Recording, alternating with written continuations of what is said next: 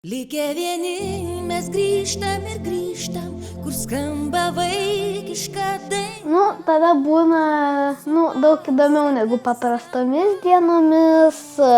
Visada labai smagu, kada kažkas ateina. Ten, labai įdomios edukacijos visad būna. Per edukaciją mes paišėm ant maikių, marškinėlių. Aš paišiau drakoną. Man jis toks labiausiai patiko iš tų visų piešinukų. Gydomės jau bus daugiau nei pusmetis matyt ir ilgai ligoninėje iš tiesų būta ir iš tiesų, kai pradėjom gydymą, pačioj pradžioj tikrai labai nustebino, kad tiek žmonių ir paramos tų fondų ateina ir vaikam teikia tikrai kažkokį džiaugsmą ir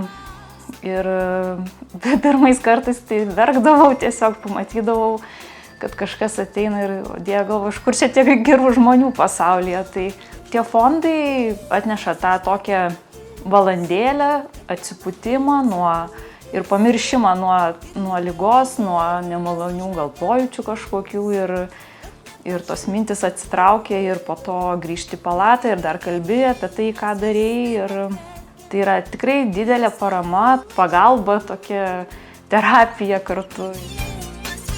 Visada esam dėkingi, kai kažkas ateina, kažkas pralinksmina, visiems paramos fondam, visiems žmonėm, tiesiog individualiem žmonėm kitą kartą.